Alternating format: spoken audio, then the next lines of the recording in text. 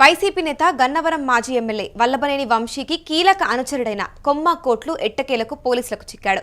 Satyavardhan kidnap కేసులో ఏటూగా నిందితుడిగా ఉన్న కోట్లును పటమట పోలీసులు అదుపులోకి తీసుకున్నారు. గత కొంతకాలంగా కోట్లు అజ్ఞాతంలోకి వెళ్లిపోగా అతని కోసం పోలీసులు గాలింపు కొనసాగించారు.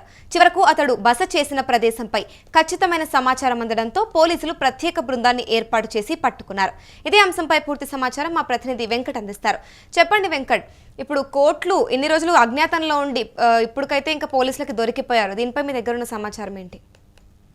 మూల్య గన్నవరం నియోజకవర్గంలోనే కాకుండా కృష్ణా జిల్లా మైలవరం నియోజకవర్గంలో కూడా కొమ్మ కోట్ల అనే వ్యక్తి కొంత కీలకంగా వ్యవహరించారు. ఎందుకంటే కీలకంగా వ్యవహరించేటువంటి వ్యక్తి 2014 తర్వాత అక్కడ గుడివాడ మార్కెట్ యార్డ్ కమిటీకి చైర్మన్ గా కూడా ఆయన నియమించడం జరిగింది. ఆ తర్వాత నుంచి కూడా ఎక్కువగా బలపూడిలో కంటే కూడా గన్నవరంలో ఎక్కువగా ఉంటూ వంశీ వ్యవహారాల్లో అతను పాల్పంచుకునేవాడు. వంశీ చేసినటువంటి కార్యక్రమాల్లో అతను కీలక పాత్ర పోషించేవాడు అనేది గతంలో ఏర్పడినటువంటి ప్రధాన ఆరోపణ. ముఖ్యంగా ఈ కబ్జాల వ్యవహారం కానీ, అక్రమ భూములకు సంబంధించి కానీ, అలాగే కొన్ని రిజిస్ట్రేషన్లకు సంబంధించి కానీ ఆయనదే కీలక పాత్ర. వంశీకి ఆయన రైట్ హ్యాండ్ ఉంటూ కూడా ప్రచారం జరిగేది. వంశీ ఆఫీస్ లోనే ఆయన ఎక్కువగా ఉంటూ ఉండేవారు. దీనికి సంబంధించి కొంతమంది వంశీ అనుచరులు కానీ, టీడీపీ నాయకులు కానీ ఎవరు అభ్యంతరాలు వ్యక్తం చేసిన సందర్భాలు కూడా గతంలో ఉండేవి. చాలా మంది బాపులపాడు మండల నాయకులు కానీ, గన్నవరం కానీ, ఉంగుటూరు మండల నాయకులు కానీ వాళ్ళు ఎవరన్నా వస్తే కోట్లు అంటే కొమ్మ కోట్లే మాట్లాడాలి అంటూ కూడా, అతని పేరు కొమ్మ కోటేశ్వరు, అతనే మాట్లాడాలంటూ కూడా వాళ్ళు వంశీ చెప్పేవాడు అనేది కూడా ప్రచారంలో ఉండేది.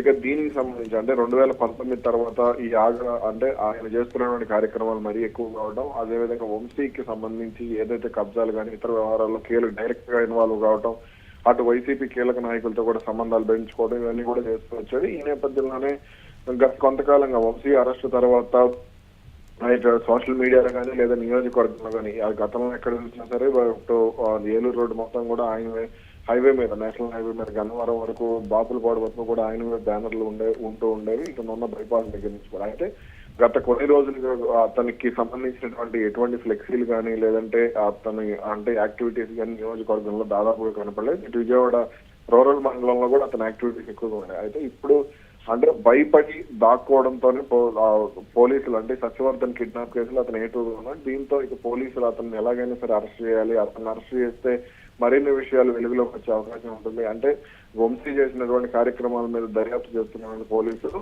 అతనికి సంబంధించినటువంటి అనేక అంశాలపై గురిపెట్టినట్టుగా కూడా వార్తలు వస్తున్నాయి. ఈ నేపథ్యంలోనే తాజాగా పక్కా సమాచారంతో అతను అదుపులో తీసుకున్నట్టుగా కూడా తెలుస్తుంది. రైట్, మరి చూస్తే ఇక్కడ గన్నవరం టీడీపీ కార్యాలయంపై కూడా జరిగిన దాడి ఏదైతే ఉందో ఆ కేసులో కూడా కోట్లు నిందితుడిగా ఉన్నట్లు పోలీసులు తెలిపారు.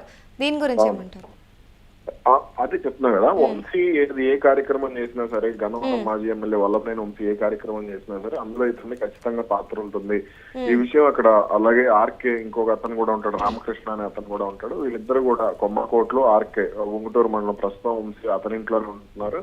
వీళ్ళిద్దరే ఎక్కువగా ఒక కీలక పాత్ర పోషించేవారు. నియోజకవర్గంలో జరిగినటువంటి ఎటువంటి కార్యక్రమాలు, చట్ట వ్యతిరేక కార్యక్రమాలైనా మరి ఏదైనా సరే ప్రతి ఒక్క దాంట్లో కూడా పోలీసులు ఎక్కువగా వీళ్ళు ఎక్కువగా కార్యక్రమాలు ఉన్నాయి. ఇప్పుడు ఈ నేపథ్యంలోనే ప్రతి కార్యక్రమం మీద పోలీసులు దృష్టి సారిస్తే గన్నవరం టీడీపీ కార్యాలయానికి దాడికి సంబంధించి అప్పుడు మొత్తం కూడా అంటే ఈ దాడికి సంబంధించినటువంటి నిందితులను సమీకరించే క్రమంలో కానీ ఏ విధంగా దాడి చేయాలి, ఎటువంటి అంటే ఏ విధంగా భయభ్రాంతులకు గురి చేయాలి, దాడి చేసిన తర్వాత వాళ్ళకి ఏ విధంగా రక్షణ కల్పించాలి అనేటువంటి అంశాలు అంటే పోలీసులతో అప్పుడున్నటువంటి పోలీసులు కూడా అధికార పార్టీ నాయకులు మాట్లాడేవారు.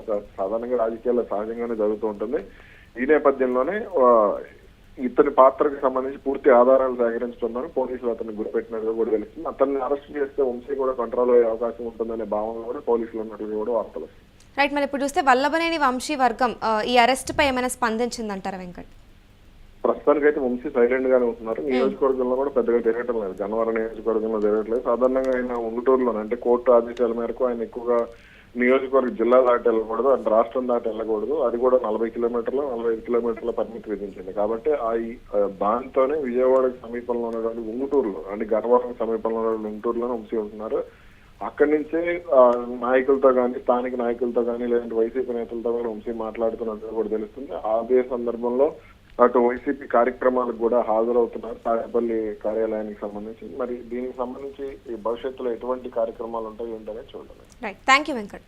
ఇక చూస్తే సత్యవర్ధన్ కిడ్నాప్ కేసులో A2గా నిందితుడిగా ఉన్న కోట్లును పటమట పోలీసులు అదుపులోకి తీసుకున్నారు. గత కొంతకాలంగా కోట్లు అజ్ఞాతంలోకి వెళ్లిపోగా అతని కోసం పోలీసులు గాలింపు కొనసాగించారు. ఇక చివరకు అతడు బస చేస్తున్న ప్రదేశంపై ఖచ్చితమైన సమాచారం అందడంతో పోలీసులు ప్రత్యేక బృందాన్ని ఏర్పాటు చేసి పట్టుకున్నారు. ఇక అదే సమయంలో గన్నవరం టీడీపీ కార్యాలయంపై జరిగిన దాడి కేసులో కూడా కోట్లు నిందితుడిగా ఉన్నట్లు పోలీసులు తెలిపారు. ఇక ఈ రెండు కేసుల్లో అతని ప్రమేయంపై విచారణ కొనసాగుతోంది. కోట్లు అరెస్టును అధికారికంగా నమోదు చేసి కేసు వివరాలను పోలీసులు వెల్లడించనున్నట్లు సమాచారం ఉంది.